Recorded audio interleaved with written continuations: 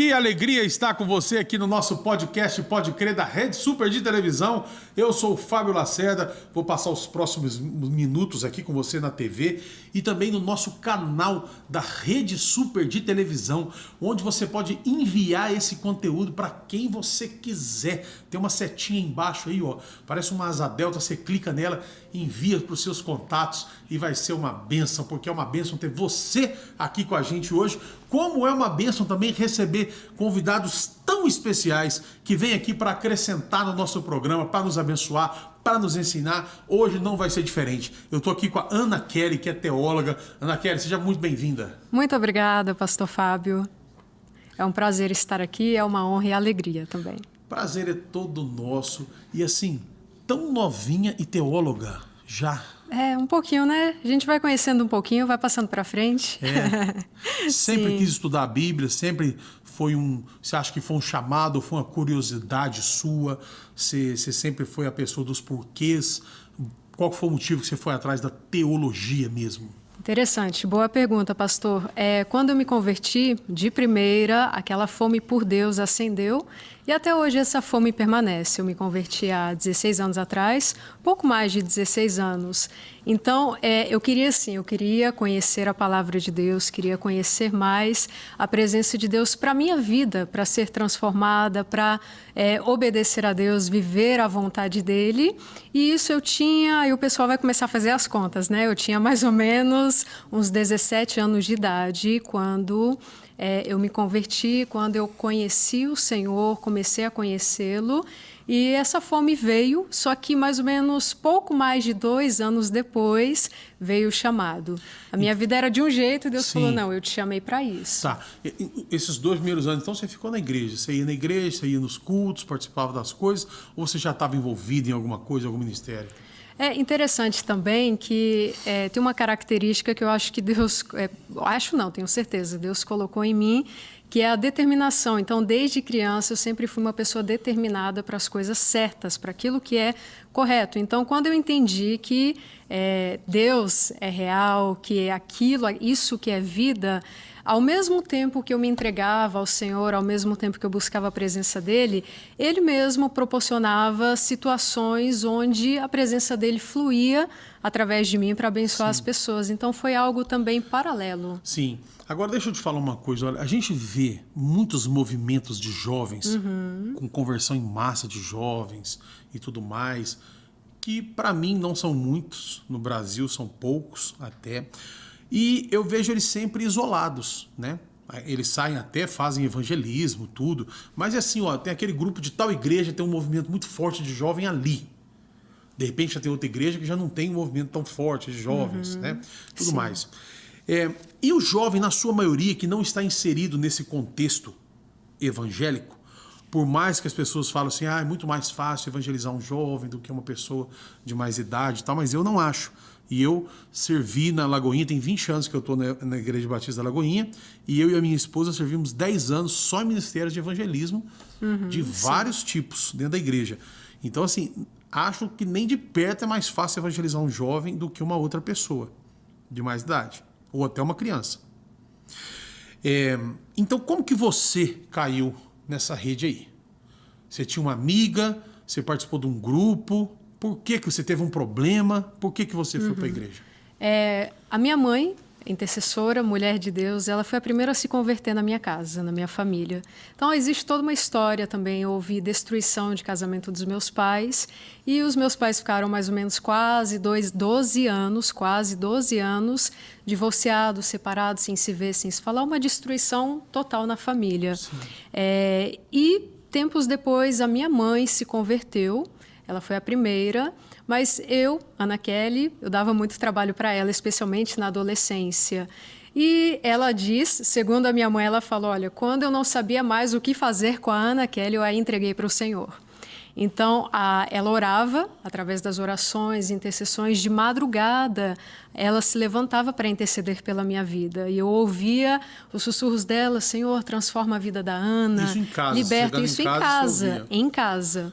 E a gente já frequentava a Lagoinha, mas eu não tinha me convertido ainda. Ela já participava da igreja, dos ministérios, e ela tinha feito um curso de oração, então ela aprendeu como orar pelos filhos também.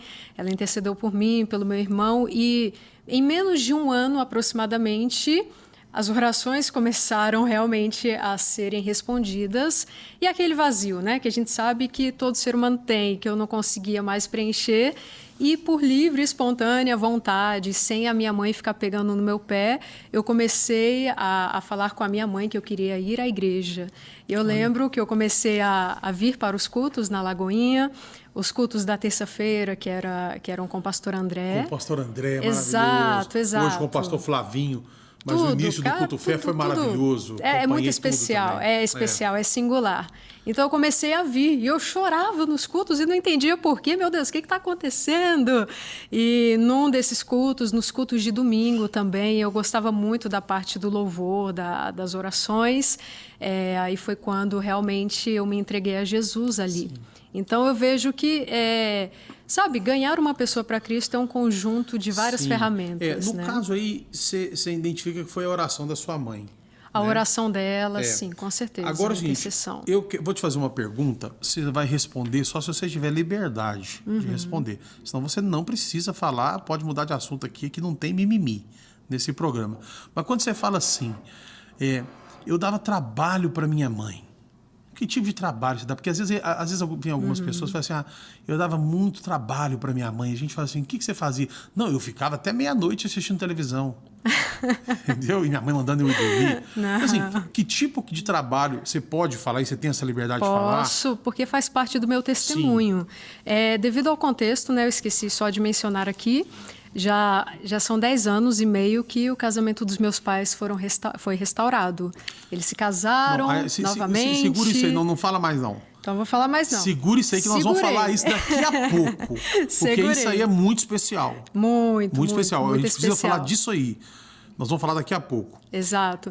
Então, devido ao contexto... Então, o trabalho que você dava para sua mãe. Isso, com relação ao trabalho. Então, todo o contexto que eu vinha ali, né, da falta de passividade entre o pai e a mãe por conta das confusões que tinham dentro do lar, a gente sabe, e eu acredito que já teve aqui pessoas no podcast, no Pode Crer, que falaram muito da questão da infância. Sim. Da infância, da adolescência, quando os filhos deixam de receber algo que é necessário receber ali para serem construídos como seres humanos completos. Então, isso são coisas que acontecem mesmo. Totalmente. E o que eu me tornei uma pessoa muito rebelde. Muitas coisas eu vivi assim, precocemente eu comecei a trabalhar cedo, não há nada mal nisso. Claro. A pessoa tem que aprender a trabalhar, que é uma bênção, mas para muitas coisas, com 12 anos de idade, infelizmente eu já bebia, às vezes eu consumia bebidas alcoólicas. 12 anos. E tinha amizades com pessoas de mais de 20 anos. Hoje em dia, de polícia hoje. Se tivesse, então, eu ia para lugares com amizades erradas. Então, assim, com 12 anos eu tinha amigos muito mais velhos do que eu, sei lá, com 20 anos de idade, 30 anos, porque a minha cabeça já estava muito lá na frente por conta das violações dentro do lar, do desapontamento, né, familiar. Você amadureceu para as coisas do mundo, para as coisas ruins, muito rápido. Muito rápido. Devido a esse trauma que você viveu dentro do lar, essa carência também. Exatamente. A carência é um problema para o adolescente, né? A carência é um problema sério e a raiz está na infância. Então, assim, a questão da rebeldia, das amizades erradas, né, de querer namorar cedo, todas essas questões te cortando assim. Uma malcriada em impressionante assim o seu testemunho, olhar quem você é hoje, uma teóloga, uma escritora, missionária. Amém. Nós vamos falar disso tudo, porque eu tenho uma filha de 11 anos e que vai fazer 12 daqui a pouco. Minha filha brinca de boneca ainda. Ela escolhe, esse Natal, por exemplo, pedimos lá, perguntando o que ela queria de presente de Natal, e ela falou, não, eu quero a casa da Barbie, que eu nunca tive. Né? Ela brinca, ela faz roupinha. Então a gente vê assim que já é uma menina grande, ela é até mais alta que as tias dela, só que é uma criança. Não é uma criança. Então quando você fala assim, você com 12 anos, que você já bebia bebida alcoólica, né? A gente consegue ver o contexto não é de liberdade que você tinha, mas de quase que um abandono. Uma violação. Da sua infância ali. Exatamente. Quando os pais deixam a desejar, a minha mãe ela foi no passado. Hoje eu falo isso aqui em público porque os meus pais testemunham publicamente, já testemunharam aqui também. Em outros programas, então não há nenhum problema. O meu pai hoje é outra pessoa. A minha mãe ela foi muito vítima, né, da situação ali também, mas por conta disso acabou cometendo as suas falhas por limitações, e isso pesa na vida das crianças. Em casa somos dois, meu irmão e eu, ele é mais velho, 1 ano. Então, assim, ficam os buracos, as lacunas.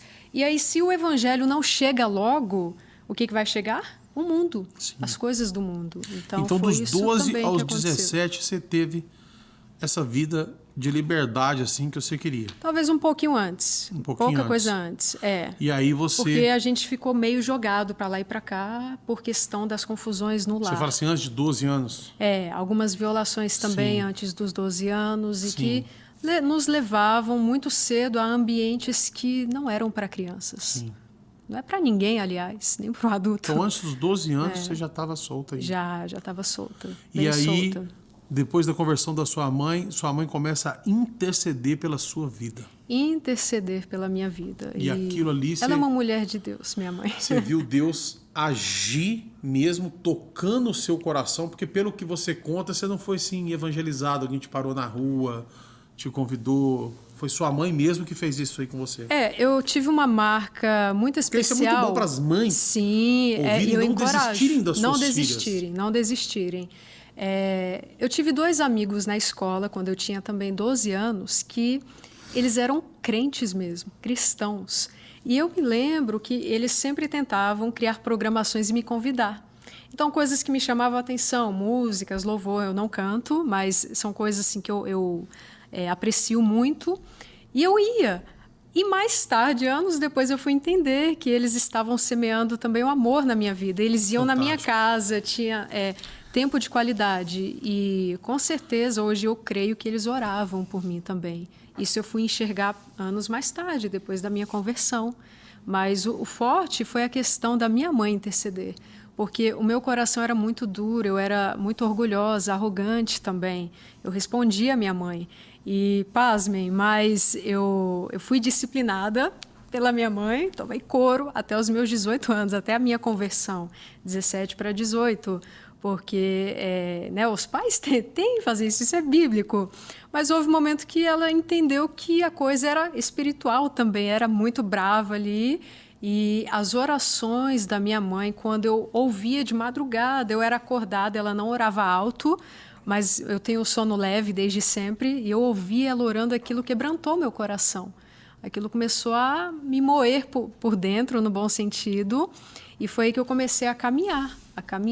Fui para a igreja. Fui. Mas nunca mais me desviei. Olha, é interessante você contar essa história de antes dos 12 anos, você já não está sobre os cuidados diários do seu pai, que a gente sabe que, não estou falando que você é melhor nem pior do que ninguém pelo que você passou de maneira nenhuma, mas meu filho, eu moro assim a 5 casas da minha mãe, né? Minha filha não vai sozinha, né? Alguém tem que ir com ela. Eu faço questão de ter esse cuidado assim. É o correto, né? Então você me contando essa história só não me impressiona por causa dos relatos que eu recebo no meu direct. De mães desistindo de filhas. Porque a gente faz aqui uma campanha do Ore Comigo no meu Instagram. Então, a gente recebe muitos pedidos de oração. E um dos pedidos de oração que eu recebo muito, além de casamento, além de perguntas assim de como que lê a Bíblia, é sobre filha. E até mais do que filho. Não estou falando que as meninas dão mais trabalho, mas mais do que filho, a filha. Talvez porque a mãe tem uma preocupação maior, acho que o filho sabe se cuidar melhor por aí na rua, né? Então eu recebo muito relato assim, Kelly, de mãe falando assim, pastor, minha filha tem 13 anos e ela já está no 3º namorado e eu já desisti dela. Eu não tenho mais o que fazer, me ajuda. Né? Então a gente vê que, obviamente, que se uma adolescente dessa quiser existem maneiras de ajudar ela a tirar dessa vida, porque geralmente uma pessoa, às vezes dessa, já está numa condição até de vício, em bebida, em droga, Sim, e tudo sim. mais, né? Mas também a gente tem que explicar para as mães, e é bom o seu testemunho por causa disso, que elas não devem desistir em oração das suas filhas. Ainda mais numa idade dessa de 13 anos. Exatamente. Primeiro, as mães, os pais, tanto pai quanto mãe, mas hoje a gente sabe o nível de orfandade por parte da figura paterna que tem hoje.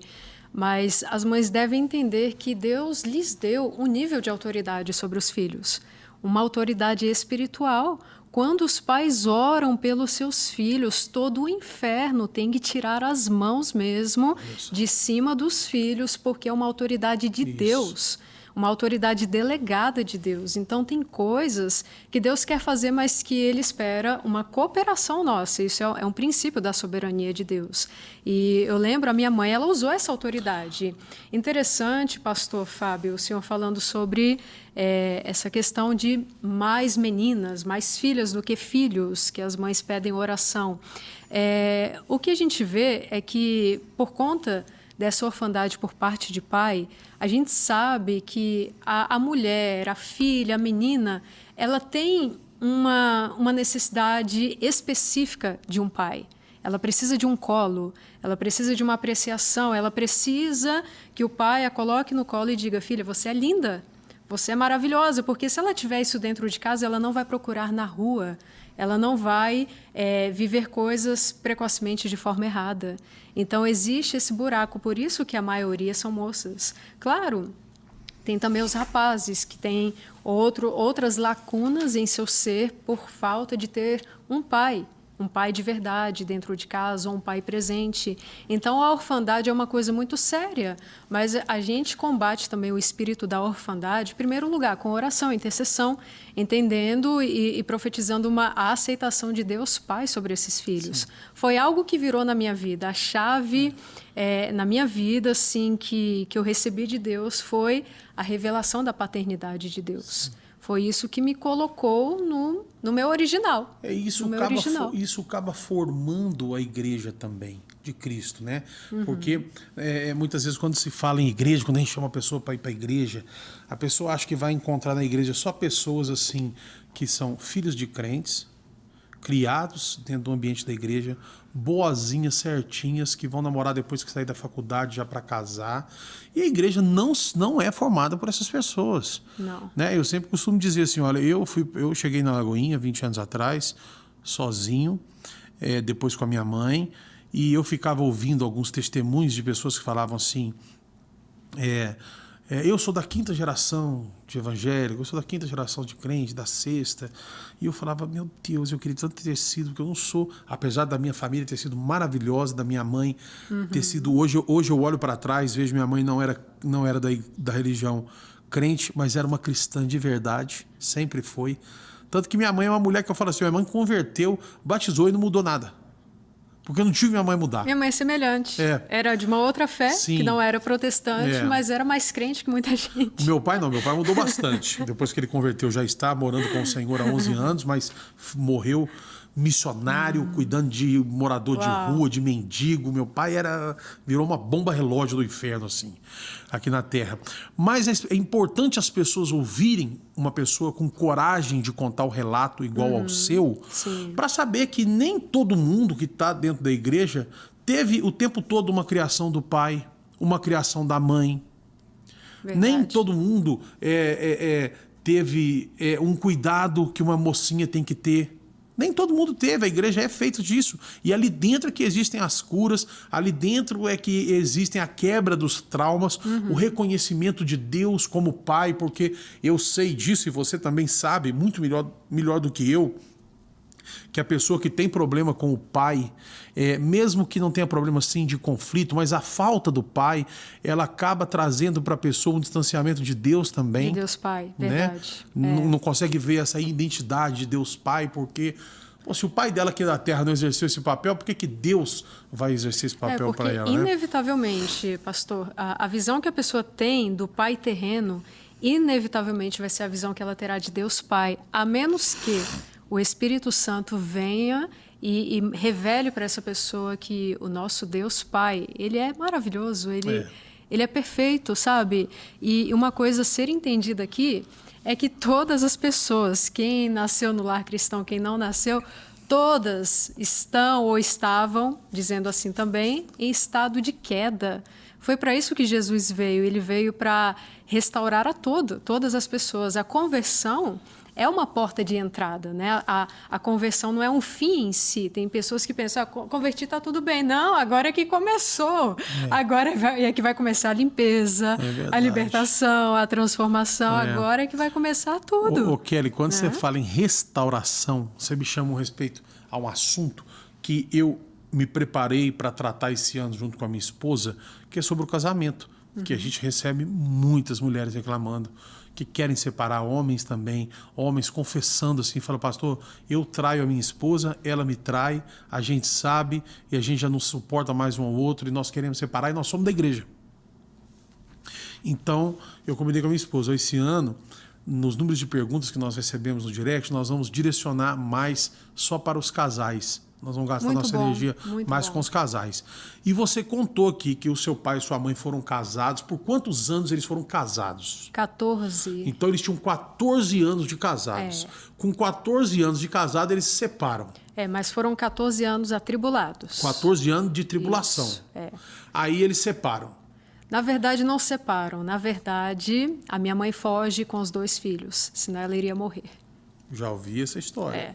Sua mãe vai embora, abandona seu pai, porque senão vocês corriam um risco de vida. Exatamente. Tá. Aí eles ficam quantos anos separados? 11 anos e meio. 11 anos e meio. Isso sem se ver, sem se falar? Sem se falar. E sem vocês terem contatos... Sem você ter contato com seu pai? Sem contato. Meu irmão e eu fomos retomar o contato com meu pai depois de 8 anos de separação. Tá, Ana Kelly, que história, que testemunho, menina.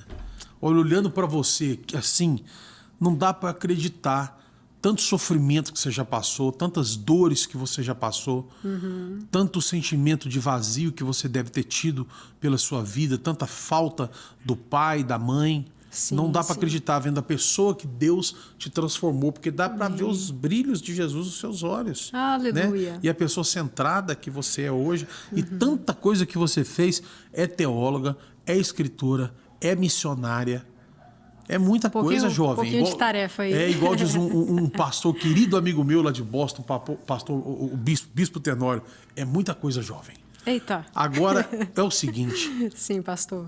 A gente recebe muitas perguntas aqui, não só perguntas, pedido de oração, reclamações, ajuda sobre casamento. Pessoas que querem divorciar, pessoas que foram traídas, pessoas que foram agredidas, pessoas que foram machucadas e pessoas que até não aconteceram nada, mas acham que não amam mais. Quer chutar o balde, né? Eu gosto dela, ela gosta de mim, mas não está dando certo mais. Chegou ao fim. E você tem uma história que não é comum dentro da sua família. O seu pai e a sua mãe foram separados 12 anos, 14 anos de um casamento conturbado. Sua mãe foge de casa com vocês por causa do risco de vida que vocês sofriam. Só que sua mãe converte. Aí agora você vai contar do seu pai, se ele converteu, o que aconteceu. E 12 anos depois, eles reatam o casamento e estão casados. Gente, se casam de novo. Isso aí se casaram no papel e Serginho, esse é o documentário que você falou que tem? Tem um negócio assim no YouTube, né? Tem sim. Não, foi tem que falar gravado com a gente. em 2013. Olha como que Deus é cuidadoso, ao mesmo tempo, mesmo diante do caos, das situações ruins, porque a gente sabe que Deus não orquestra coisas ruins. A gente sabe que muitas coisas são frutos do pecado, das maldições, etc. Né? Então, só que nesse interim, minha mãe, pouco antes dela tomar a decisão de sair de casa, e foi pela quinta e última, ela tinha poucos meses, tinha 3 meses de conversão. Ela tinha convertido recentemente numa igreja pequena, isso em outro estado. Vou falar aqui na Bahia, meus pais são baianos, sou paulista. Oxente, mas a gente mora aqui eu já tenho quase 22 anos, com meu irmão, minha mãe e meu pai têm menos tempo. Então, minha mãe converteu e ela veio, nós viemos para Belo Horizonte sob revelação de Deus. Olha só. A gente não conhecia nada de... como que eu vou dizer, vida cristã, igrejas cristãs, a gente não conhecia nada disso, nada. e ela teve uma revelação do Senhor através de sonho de uma igreja redonda, não vou falar qual é, né, de uma igreja e da cidade para onde ela deveria ir. E ela entendeu que aquilo foi Deus falando com ela, olha, pega as coisas e vai, que eu estou livrando vocês da morte precoce aí. Então nós viemos para cá, chegamos dia 12 de março de 2001 em Belo Horizonte, com R$100 no bolso, mala e cuia. Começamos a vida do zero. Eu tinha 12 anos e meio de idade já, quase 13 aproximadamente.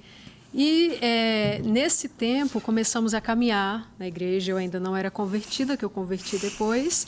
E minha mãe foi experimentando o poder de Deus. Deus foi fazendo uma obra na vida dela, no interior dela. Nesses anos de separação, minha mãe experimentou cura interior, libertação. Ela experimentou muitas transformações também.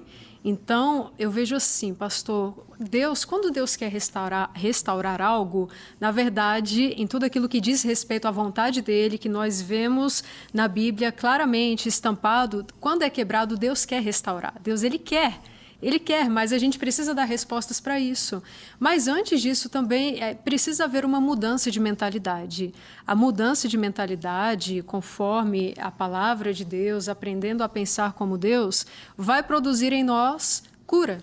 Cura nas emoções, libertação. E foi isso que a minha mãe, primeiro, entre nós três, meu irmão, eu, minha mãe começou a experimentar muitas curas. Conheceu Deus Pai, a paternidade de Deus. Foi uma revolução, estou resumindo aqui.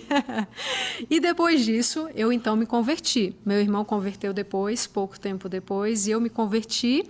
E eu passei também por esse processo. Eu era uma pessoa destruída, eu tinha autoestima lá embaixo, eu tinha complexo de inferioridade, eu tinha autorrejeição, eu tinha tudo quanto é lixo espiritual entulhado na minha alma. Isso desde sempre, desde a minha infância. Mas, assim, até a minha conversão. Que você identificou isso mesmo, foi próximo à sua conversão, eu identifiquei com pouco tempo depois da minha conversão. Porque existiu uma época que você estava no oba-oba. Estava no oba-oba. E aí depois você começou a ver que aquilo ali era um problema para você.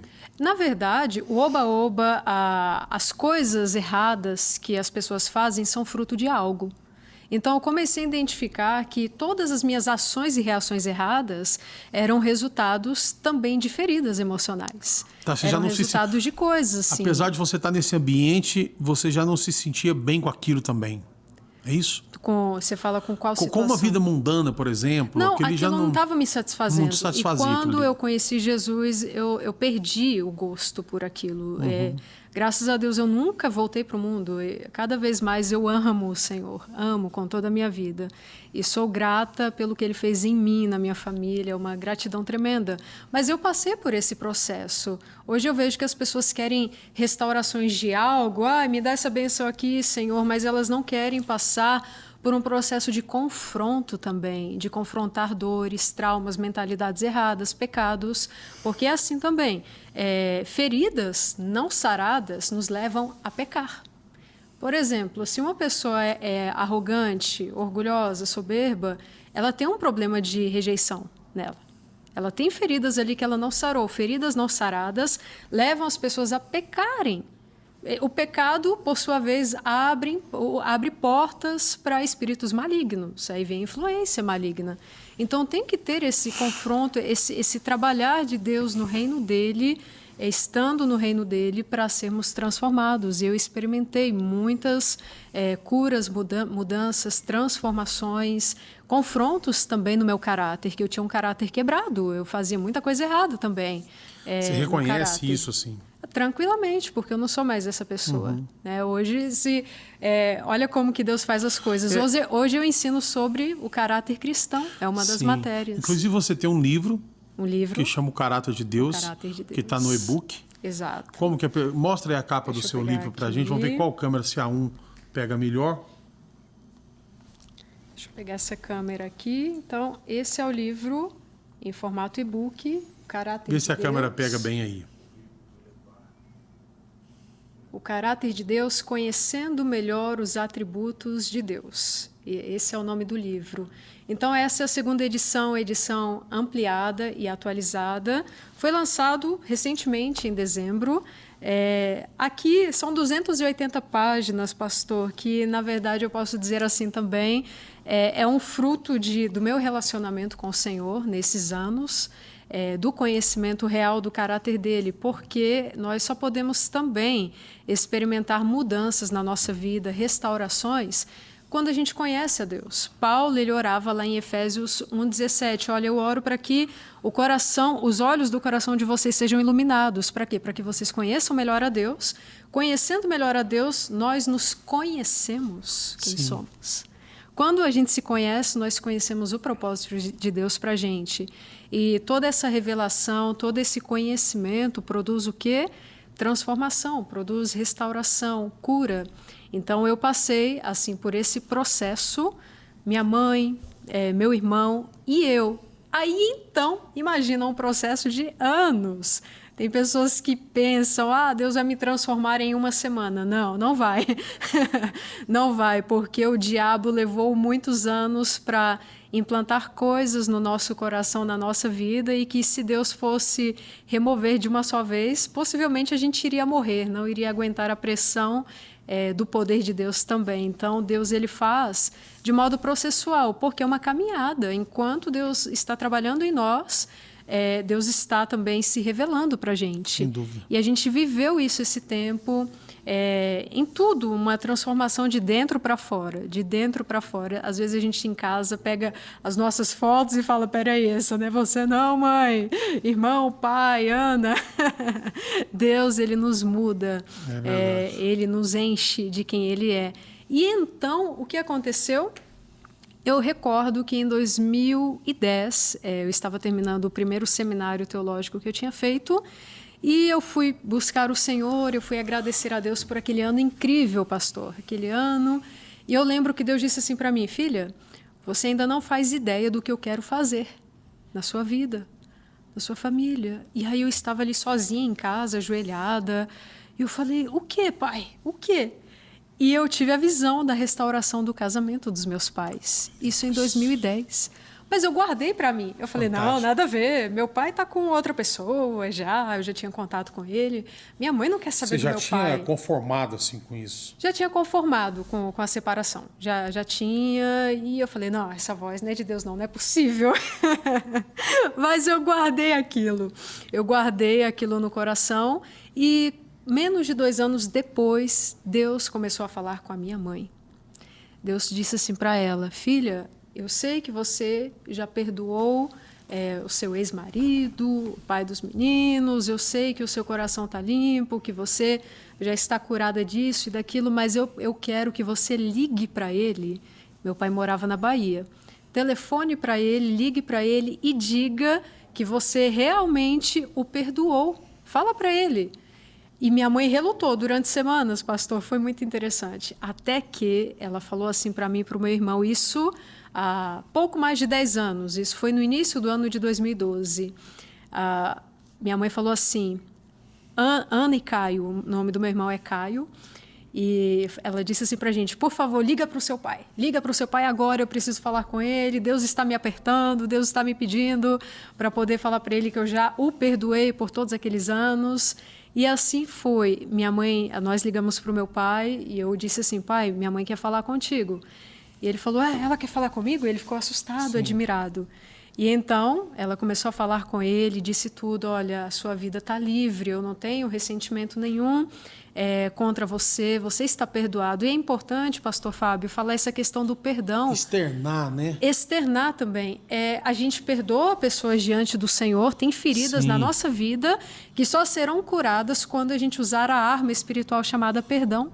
O perdão é uma arma espiritual e a gente não faz porque sente vontade. É uma decisão. É uma decisão. É uma decisão. Importante você falar isso. Independente. Tem gente que acha... Eu não sinto, eu não consigo. Consegue. E Tem o que é gente que perdoar? acha que vai acordar um dia e fala assim, tô decidido, agora hoje eu vou perdoar. E não é isso, né? É uma decisão. É uma decisão, mas tem que entender o que é perdão. Perdoar é não levar mais em consideração o mal feito. É você não ficar mais alimentando aquilo e falar, não, acabou. E tratar a pessoa com misericórdia e com graça. Isso é o verdadeiro perdão. E a minha mãe, então, ela telefonou e o meu pai ficou assim, admirado, surpreendido, e ele disse assim, olha, em todos esses 11 anos, na época eram 11 anos e pouco, ele disse assim, eu carreguei um peso e esse peso foi tirado agora das minhas costas. E ele sentiu uma leveza. O que aconteceu ali? Quando a minha mãe verbalizou para ele o perdão, gente, perdoar não significa você bajular a pessoa que te fez mal, não. É você não destratar e não considerar o mal feito. Mas a minha mãe não sabia assim, agora Deus vai restaurar o casamento. Não, ela só estava fazendo a parte dela como filha de Deus, que é perdoar quem ofendeu e declarar aquilo. E aí ele disse que o peso foi removido e o que houve? Libertação. O perdão liberta. O perdão liberta tanto nós que fomos ofendidos por outras pessoas, quanto a pessoa que está recebendo ali aquele perdão. Traz cura, traz libertação. Mas o que aconteceu depois, pastor Fábio, foi interessante. Depois desse dia, dessa ligação telefônica, depois de 11 anos mais ou menos, os meus pais começaram a ter uma amizade. Só que essa amizade coloriu. Olha só. Essa amizade coloriu, eles ligavam um para o outro, conversavam, e até que coloriu, e a minha mãe aceitou o meu pai de volta. Meses depois, na verdade, no mesmo dia que ele chegou em Belo Horizonte, nós fomos para o culto na Lagoinha, o culto das 18, e ele disse assim, eu falei com o Senhor que se o Senhor restaurasse a minha família, eu iria me entregar para Ele. E no mesmo dia da chegada dele, foi ao culto e foi à frente, publicamente, confessar Jesus Cristo como Senhor e Salvador. Que maravilha. Poucos meses depois foi batizado e poucos meses depois se casou, paralelamente, um tempo parecido. No mesmo ano, os dois se casaram no civil. Meu irmão e eu fomos as testemunhas, ou seja, filhos que eram revoltados com o pai. Essa é a verdade. Eu tinha uma revolta com meu pai. Eu tinha uma revolta com ele, não queria saber, nem eu nem meu irmão. Mas nós também, eu perdoei o meu pai, meu irmão também. Isso também é interessante porque muitos filhos não se dão conta que muitas bênçãos que Deus tem para derramar sobre as nossas vidas estão nas mãos da figura paterna, da figura do pai. E não adianta a gente, meu pai me abandonou, meu pai deixou a desejar, meu pai fez isso, ou não fez isso, ou não fez aquilo. Ei, em primeiro lugar, o que me curou não foi a restauração do casamento dos meus pais. Primeiro eu fui curada antes. Sim. O que me restaurou foi a paternidade de Deus. Então, o meu pai é convertido hoje, mas ele não é perfeito, ele tem as suas limitações, como todo ser humano. Mas quando a gente entende que, em primeiro lugar, pastor Fábio, Ana Kelly, nós aqui, antes de sermos filhos da nossa mãe, do nosso pai biológico, nós somos filhos de Deus. Quando a gente entende isso, entende o que significa ser filho de Deus, as correntes caem por terra na nossa vida.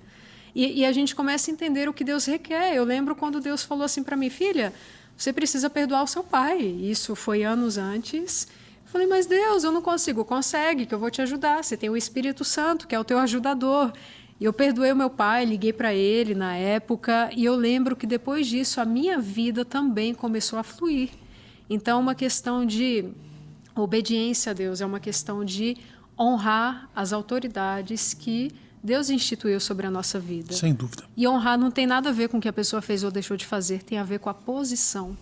Então, isso é muito sério. Olha, isso é uma chave, hein? É uma chave. Isso é uma chave. Honrar não tem com que as pessoas deixaram de fazer. Não tem a ver com o que elas fizeram. Com o que elas fizeram ou deixaram de fazer. É a posição. Tem a ver com a sua posição. Posição. O meu pai é pai, Deus o escolheu. A honra, ela sai da sua decisão de honrar, do seu aprendizado que Deus te ensinou de honrar, e não uma troca. Porque senão era uma troca. Não, não é troca. Né? tudo que a gente faz em obediência a Deus deve ser por gratidão por aquilo que Deus fez.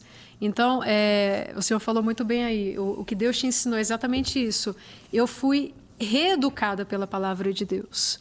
Eu fui recriada, não só, a gente fala espiritualmente, o novo nascimento, mas eu fui reeducada. Foi a palavra de Deus que me ensinou a ser gente.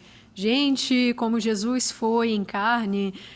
Foi a palavra de Deus que me ensinou a ser mulher também, porque é outra coisa que tem que ser restaurado cada vez mais na vida dos filhos, é a hombridade de um rapaz que foi criado sem pai ou sem mãe, é a feminilidade de uma mulher que muitas vezes hoje a maioria não tem isso, porque me faltou também, acredite, eu era destruída, só que foi para isso que Jesus veio, morreu e ressuscitou, para nos refazer. A Bíblia fala, fomos feitos novamente em Cristo, somos feituras dele. Então, Pastor Fábio, em resumo aqui, resumindo uma longa história, tudo que Deus fez eu posso chamar assim de redenção, uma história de redenção, transformação e transformação também. Curas e a chave, o passo é rendição a Deus. Quando a gente se rende, entrega até as dores, até aquilo que não presta, que a gente recebeu, a gente dá para Deus, Deus sabe o que fazer com aquilo. Aí essa é a única troca bíblica, as únicas trocas bíblicas que a Bíblia nos incita a fazer é isso. Olha, troque a sua fraqueza pela força de Deus, troque tudo aquilo que é ruim por aquilo que Deus quer lhe dar. Aquilo que você não recebeu de bom, Deus quer suprir. Deus, ele nos supre em todas as coisas. E os meus pais hoje, eles têm 10 anos e meio de recasados, posso dizer assim, de casados novamente. Sem dúvida nenhuma, recasados. Recasados. Olha, Kelly, a sua história é uma das histórias mais impressionantes e impactantes que eu já escutei aqui sobre restauração. A gente já ouviu muitos testemunhos maravilhosos, muitas pessoas que Deus fez obras grandiosas, mas de restauração eu nunca vi nada parecido com a sua história. Eu quero te agradecer muito de você estar aqui. Quero que deixe o seu contato aqui na tela para quem quiser entrar em contato com você. Acredito que lá na sua bio vai ter aonde a pessoa encontra o seu e-book, do seu livro. Se puder, Serginho, colocar o Instagram dela aqui para a gente encerrar. Ana Kelly Rosário. E entra aí, gente, no Instagram da Ana Kelly para você conhecer mais, para você adquirir o e-book dela e ser muito abençoado. Agradeço muito a sua presença. Por nada, pastor. Lançar outro livro, volta aqui para a gente conversar mais, que eu sei que você tem muita história de missões que nós nem deu tempo de falar. Nem deu, tá vendo? O tempo passa rápido demais. É verdade, conversa boa. Mas foi uma honra estar aqui, uma alegria, um prazer compartilhar um pouquinho dessa história de redenção e o que Deus pode fazer na nossa vida. Deus, ele pode, a gente não precisa continuar vivendo como antigamente. Existe uma nova vida. Sem dúvida. Amém? E muito obrigado a você que esteve com a gente aqui na Rede Super de Televisão, no nosso podcast Pode Crer. E não sai daí não, porque aqui na Rede Super tem muito mais.